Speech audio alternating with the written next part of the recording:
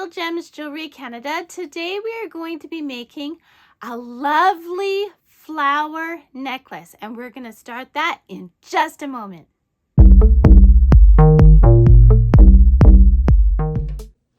Hi everyone, Monique here, Little Gems Jewelry Canada. Today we are going to be working on a daisy chain necklace. This one is a multicolor. It's just a random multicolor, so yeah. And the customer I'm making for wants pearl centers. So not pearl, but pearlized white centers. So that's what these are out for. And then the rest I'm just getting from my bead box. There we go. Yes, my beads are mixed up. That's what happens when you drop your bead box. The other thing we're using today is some spider wire. This is the 8-pound. I wouldn't go higher than a 10-pound weight for a necklace because it just won't go through all the beads as many times. Ideally, 8 or even 6 is good for beaded necklaces. We have our beading needle, pair of scissors, woo, woo, woo. And I always put a little face cloth down or a piece of cloth, or I work over a tray, so that way if I drop my beads, they don't go rolling everywhere. Okay, so let's get started. We're gonna start by doing 3 arm length pulls. Now, no, it's not an actual measurement, but I never forget to bring my arms. They're always with me. So when I say arm length pulls, I'm talking going across my arm and my chest. We're gonna do that 3 times, okay? It's gonna seem like a lot of thread, but I'd rather have too much than too little. Okay, so do that, meet me back. Okay, so I've got the length that I wanted. Now what we're gonna do is we're gonna thread our needle. Now this is a beading needle, so of course the eye is very skinny. Oh my goodness, that was amazing. I could never do it that quickly again. It's very rare that that happens for me. Okay, so now what I'm gonna do is I'm just gonna go to my bead box and I'm gonna take a pinch of beads and I'm gonna pick up 8. 1, 2, 3, 4, 5, 6, 7, and 8. Okay, let's make sure we've got 8. We've got 2, 4, 6, 7. Haha, good thing we checked. So 8. Now what I'm gonna do is I'm gonna put my thread between my fingers. Now this thread is just pulled through a bit. It's not pulled to equal the length. Do you know what I'm trying to say here? So we're going to take our beads and keeping our thread going through our fingers so we don't go off the end. I'm going to pull all this thread through until I have about a 4-inch tail. You could even go 6-inch. So see, there's the end. Nope, that's not it. There we go. There's the end of my, oh, it's hard to see. There's the end of my tail. So now I've got those beads here. So my working thread is coming out this way. I'm gonna go into that very first bead. Okay, like this. And I always hold my beads. You're gonna see this and you're gonna probably find it quite annoying because I'm holding my beads all the time. But that's just so it doesn't distort. Okay, so this is what I've got. I'm gonna pick up one of my centers. Now, my working thread, this is my tail coming out this way, which I still have in my fingers. This is my working thread. Now this bead is gonna sit in the middle here. So I want it to go up through here. Now if you can visualize there's 2 beads on the side, 2 beads on the top, 2 beads on the other side, and 2 beads at the bottom, okay?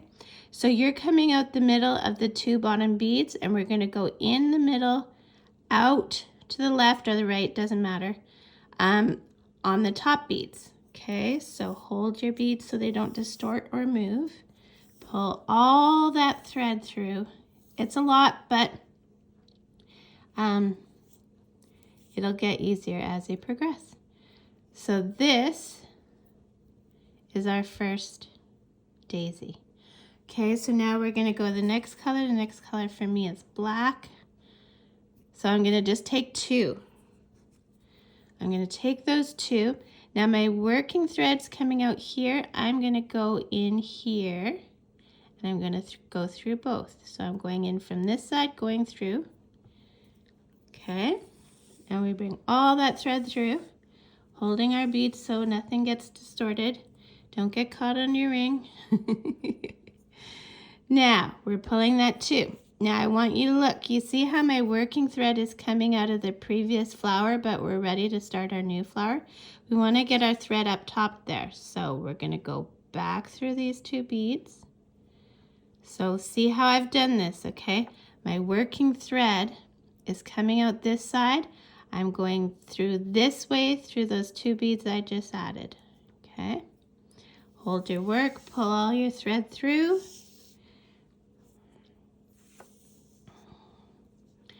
Okay, and now I'm going to grab 6 more of my color. Or this is actually black, so it's not a color, but 3, 4. Oh, see? That's why the face cloth is down. 5, so 6. Okay, I'm going to pick up my work. Now, you see how my working thread is coming out this way. First of all, did you see how I turn my work?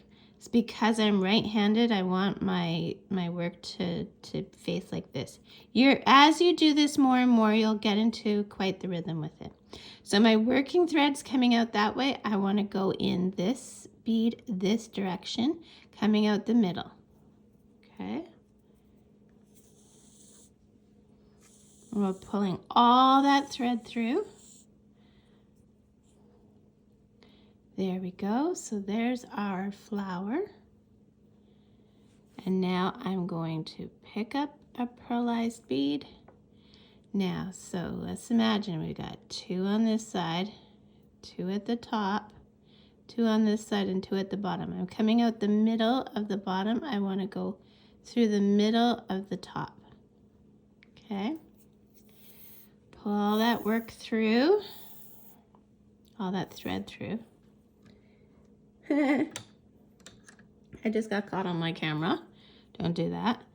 And there you go. There's 2. Now you keep going to a 1/2 inch smaller than the length you want, okay? So this customer wants this necklace to be 15 inches. So I'm going to go to 14.5 inches, or as close to that as I can get. Okay, so you keep going with flowers until you get it a 1/2 inch smaller than what you want, and then meet me back. Okay, so I have my necklace at 14.5 inches, and I want a 15-inch necklace, okay? So now what we're going to do is we're going to build the ends to attach our findings to. So we're going to pick up 6 of the pearl beads, or whatever your center bead is. 3, 4, 5, and 6. Okay, 6. So now we're going to go through both of the top beads. Okay, going through both the top beads. Now we're just going to go through this 3 times. So that was once. I go through 3, and then the other 3.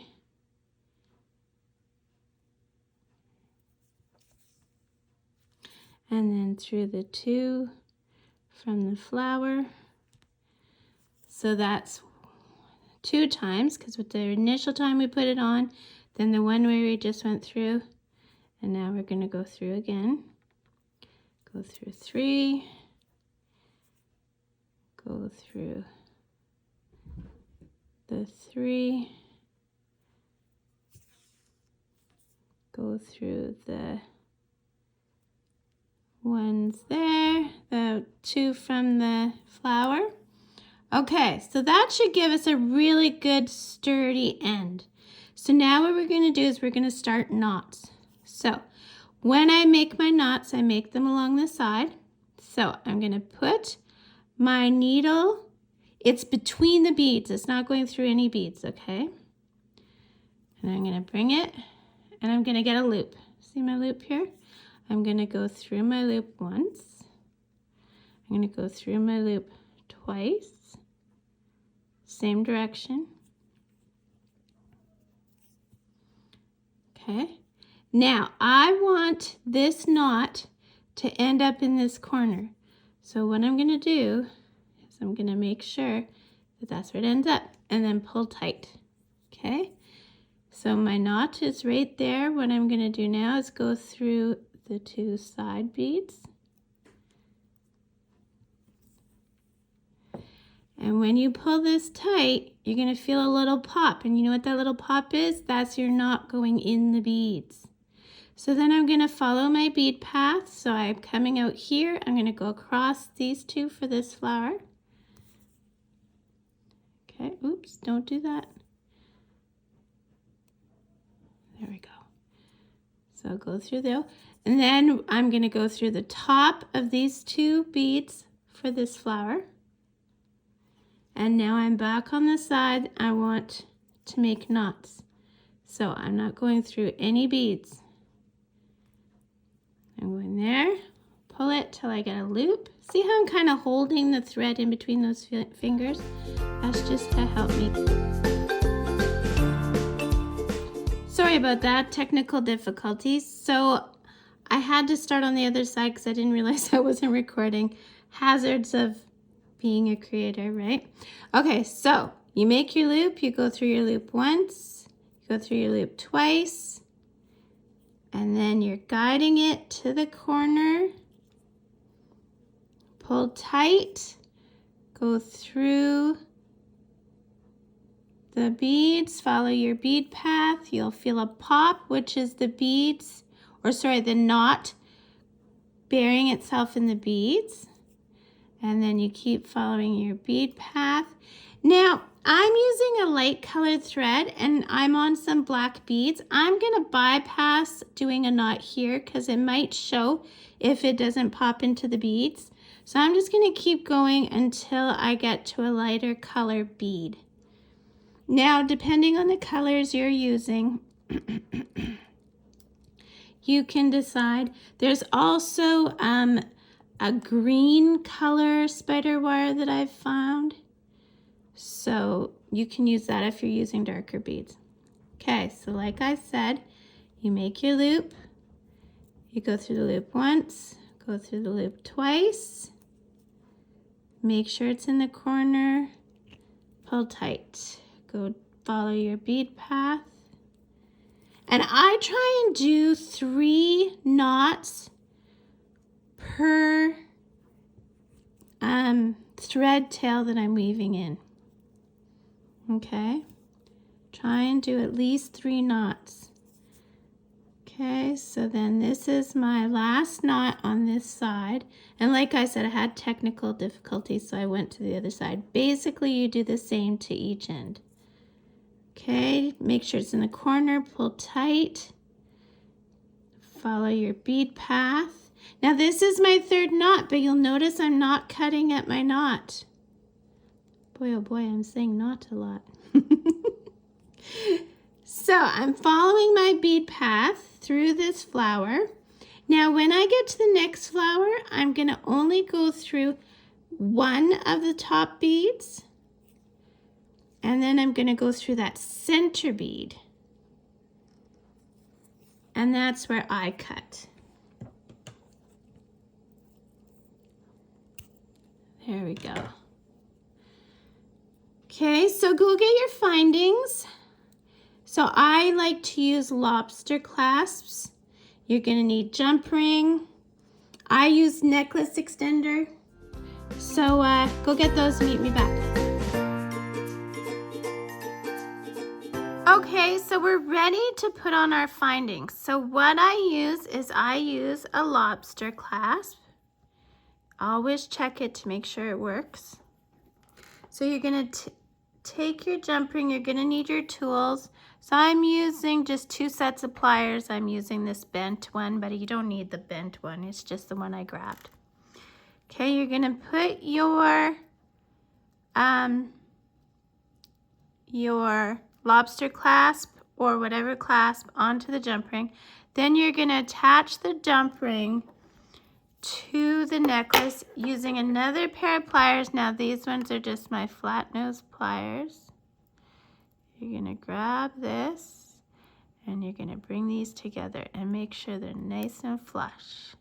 Okay, so see how those are flush, but I still give them a pinch this way and I give them a pinch that way, just to make sure they're good and together. If you have any concerns about your work slipping through here, really there shouldn't, because look at how thick it is compared to the little space. Put a dab of clear nail polish there or a dab of crazy glue, and that will make sure that nothing slips through if you're concerned. Now on the other end, I take my necklace extender. Now I do necklace extenders because I sell a lot of my products. So you're gonna go to where the slit is and you always open it sideways. Okay. Then you're gonna take your other end of your necklace. You're gonna put it on there. Okay. And then you're gonna close this up. Same thing we did last time. We're gonna give it that way, and one, if you can get in there that way. Okay. And then on the other side, I like to attach a little charm. This one says, made with love. You can put any kind of charm if you want. I just think it dresses it up a bit. Find your break in your chain. Open it sideways, always sideways. Put your charm on. And then close it up.